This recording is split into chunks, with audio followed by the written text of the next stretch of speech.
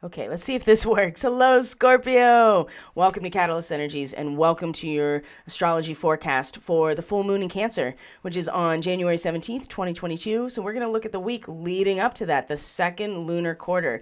We had a new moon in Capricorn, and for Scorpio rising and then Scorpio moon and Scorpio sun, this is what we're going to look at, the areas of life that the next week may impact or have an effect upon for Scorpio people. So if you haven't checked out the astrology report, the general astrology report for this week, you can do so on YouTube by clicking on the link at the end of this video, or you can scroll down on BitChute and you can find the report for the second lunar quarter and the Cancer full moon. So Scorpio, let's get right into it.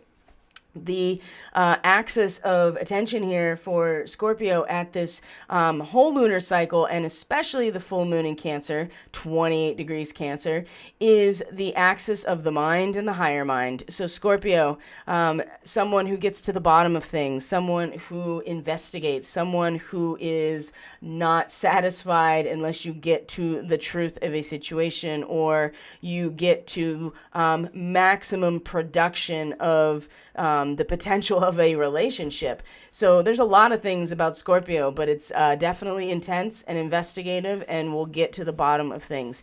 So, and really knows themselves through the process of feeling into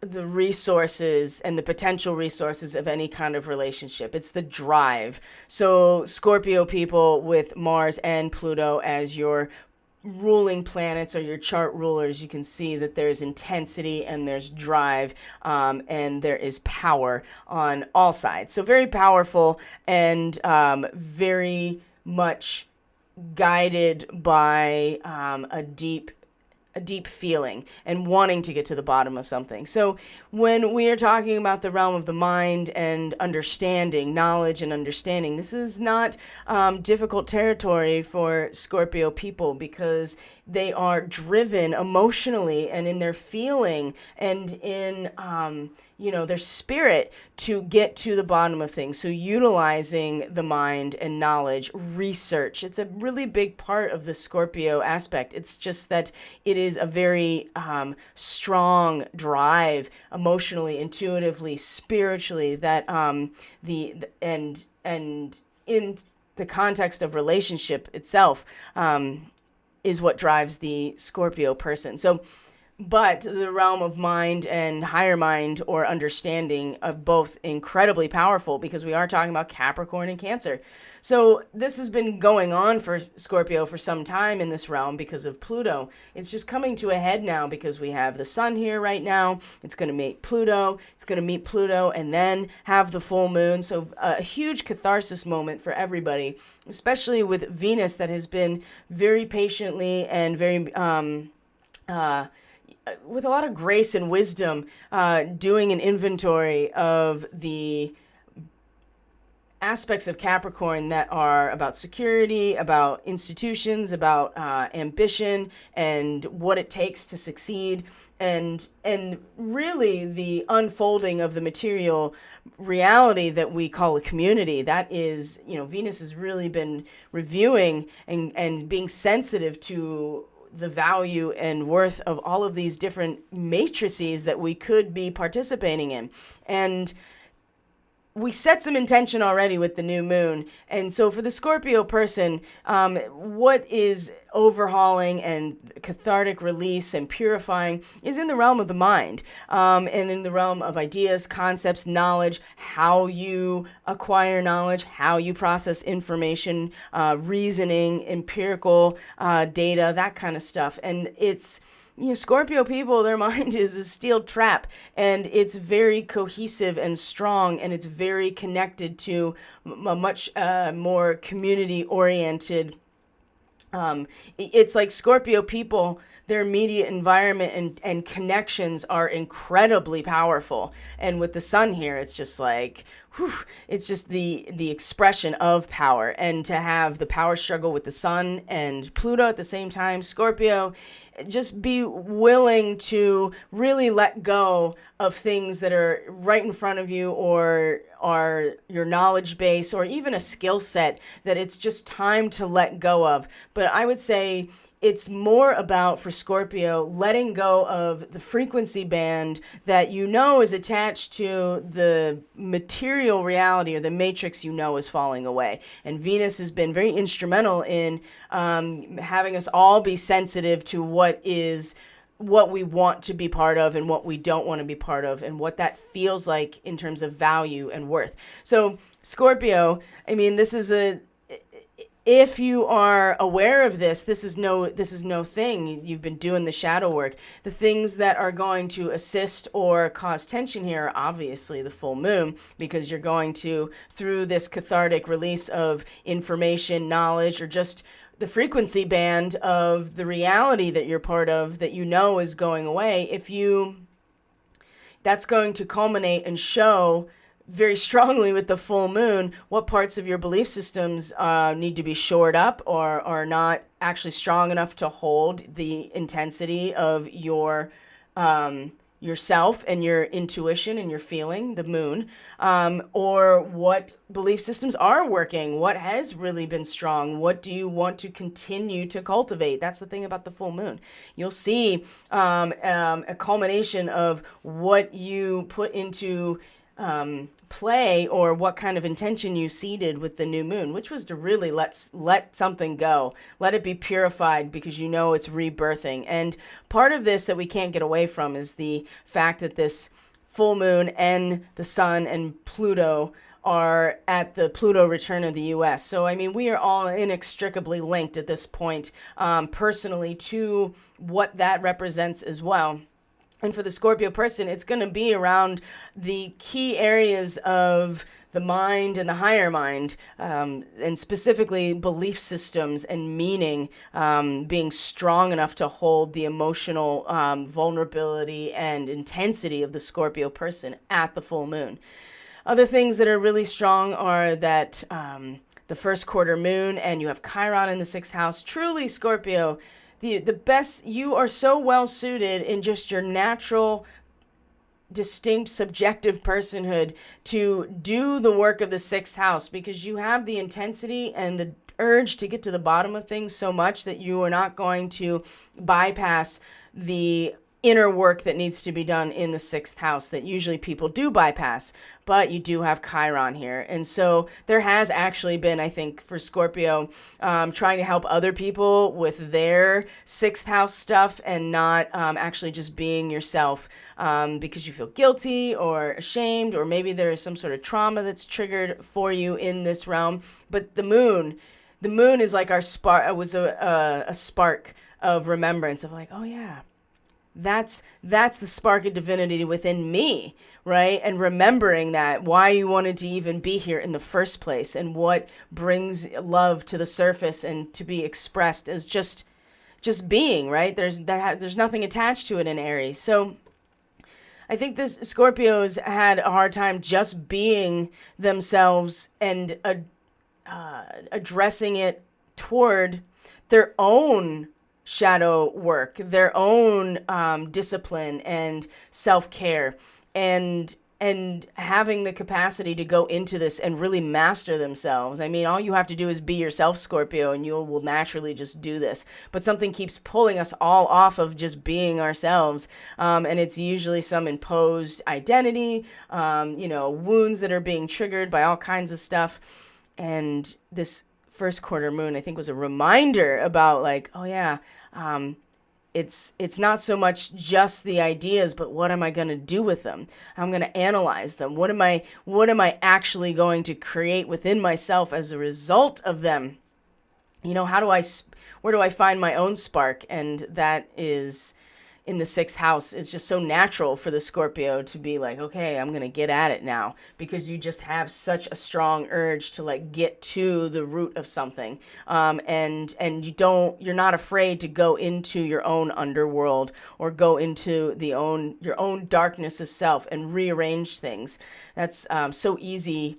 I wouldn't say easy, but it's not unfamiliar territory to Scorpio. So that certainly is squaring the sun in our crisis of the first quarter moon of like, well, what do I do? Because your power is coming from your mind and your ability to just engage the mind.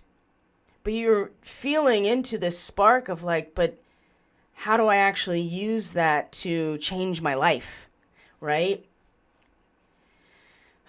So first of all, you can find some real expression into another one of your chart rulers, which is Mars, in your second house in Sagittarius. So this trine, this fire trine, I think was an outlet to help you. You know, Mars is outputting, especially in your second house, output resources. You'll never feel like you really have anything stored up. This is an opportunity to not necessarily, it is kind of to store things up. It's taking that output energy and turning it back around and be like, let me gather in what I have learned about my inherent resource and worth as a person, because it's going to matter when Mars comes into the third house and is ready to start acting as a pioneer into a whole new mental realm, a whole new immediate environment, a whole new set of knowledge, a whole new knowledge base, perhaps, a new skill set. That's the other thing. Skills and technical skills and technique. That's all practice. That's in the third house too. So maybe some sort of skill is really needing to be let go of, so that you can align with the new Earth matrix that it requires you to develop a new skill. And that's what you do, Scorpio, is important, but just being a Scorpio is one of the most important things about it, because you just will naturally get to the root of things. So Scorpio, you can find some output into gathering in some ways, everything that you have, everything you've learned about resources, so that when it's time to apply them to what you have learned into building some sort of new immediate network, or communication network, or a new route in some way, a new set of neural pathways, perhaps. Oh, I'm getting that for really strong. Then you will know, you will bring that work ethic of Mars into Capricorn based on what this is right now with Mars in Sagittarius, because it's immediately going to meet Neptune in your fifth house and square it this week as well. There's a lot of really big transits. It's really hard to get them all in. So Saturn and Mercury in your fourth house. I mean, this is certainly giving you a lot of really very strong and stable nature in home and family and your personal life. Maybe kind of a dad thing going on here, but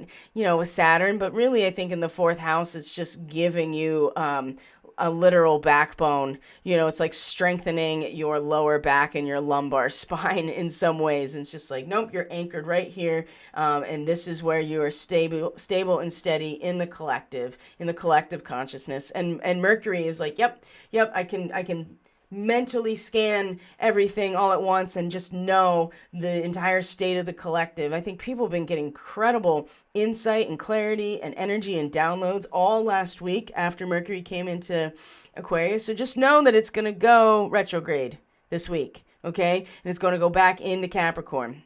So there'll be plenty of time to review and to, maybe go back over in some ways some of these really precise insights into your inner life and your home and family, and really finding the patterns and really thinking kind of outside the box about these things, but at the same time also having Saturn here that's just really anchoring you and giving you a sense of security in who you are. I think this is going to be very important. And also Mercury in direct and in its retrograde this week. Both times is going to sextile Chiron in the 6th house. And so it's a good moment here to have this precise but also unconventional thought process that allows you to actually anchor yourself emotionally through your thought process, like being rational and finding patterns, and also being willing to think a little bit outside of the box or innovate in this realm, but also have like a really steady backbone that is keeping you aligned and anchored in your responsibility at the same time. And I think that what that can allow for is an opportunity or an investment to release yourself from, some of the identity issues that are holding, I think, the Scorpio person back from just being themselves and being themselves as the driving force into their own reconstitution. Right? It's just you got Aries as your 6th house. You just have to be yourself, and that will drive you to make yourself better. You won't be able to help it. And I think that that's where the moon was like, oh yeah, I remember this now. So Mercury in the 4th house is just generally allows for a lot of really considered thought and deep introspection into the roots of your own emotional life. And once you are able to do that, and you have the backing of Saturn, or the stability of Saturn also in this realm, so that you can give yourself the mental space to kind of move around a little or consider a lot of different alternatives or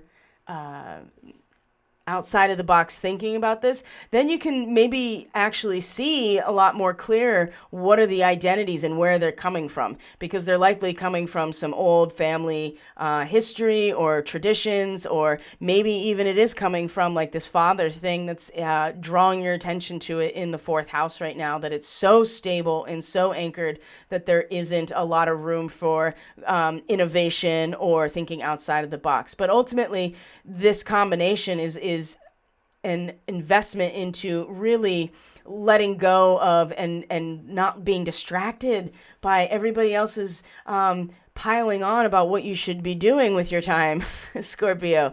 So you can release a lot of this Aries energy through this output of Mars. But what it will do as we move forward here, as you will see, is square Neptune. And so your 5th house with Neptune, I mean,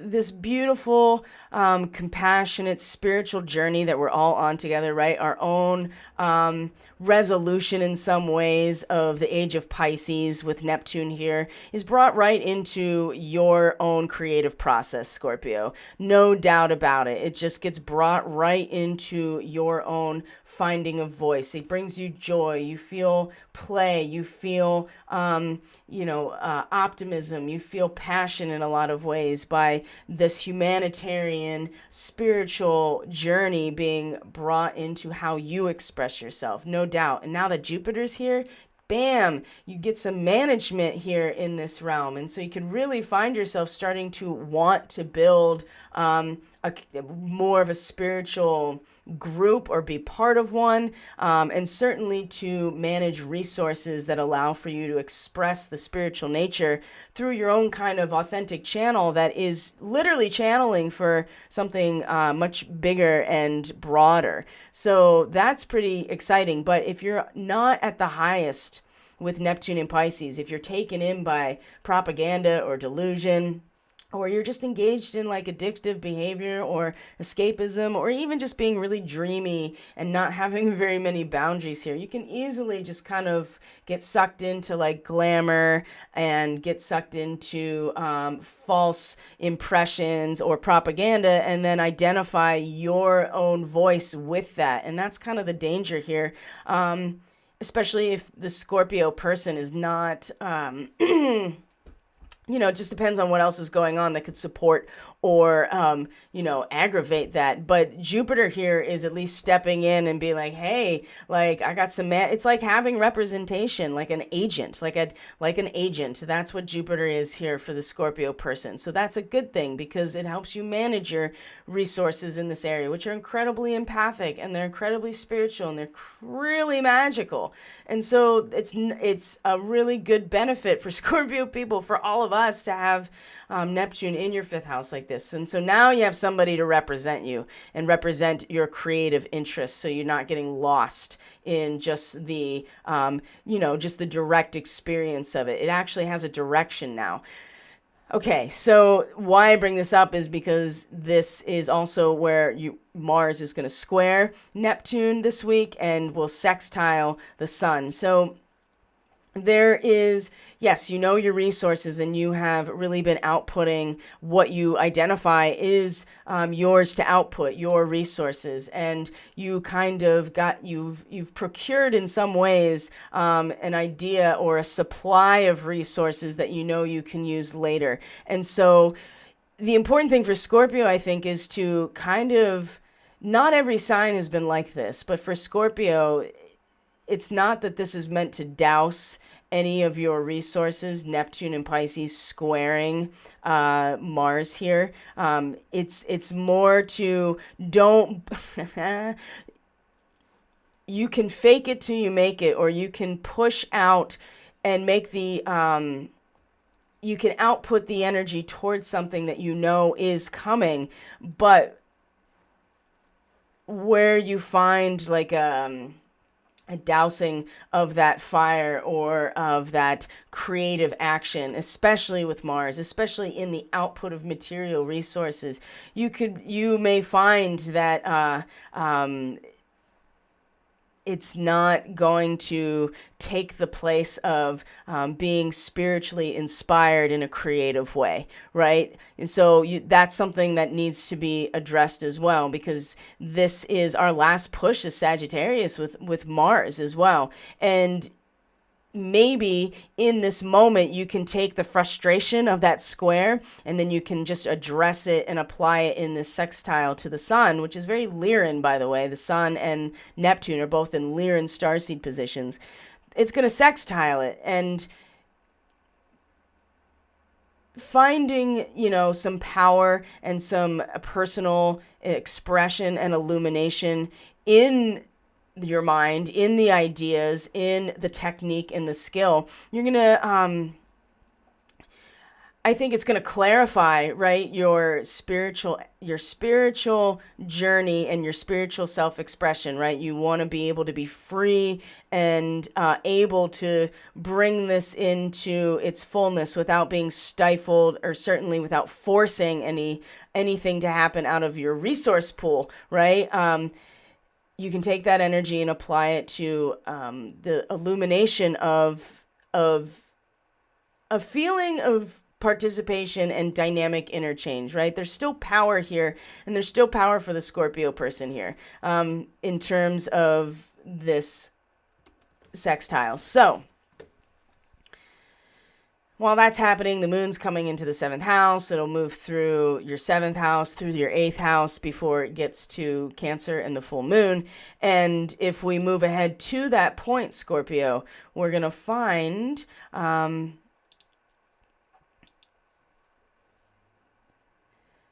interesting things. So the moon in 28 degrees Cancer, it's in opposition to the sun, obviously, and Pluto. Very, very powerful. We already talked about these themes for you, Scorpio. Mercury will already be retrograde at this point. So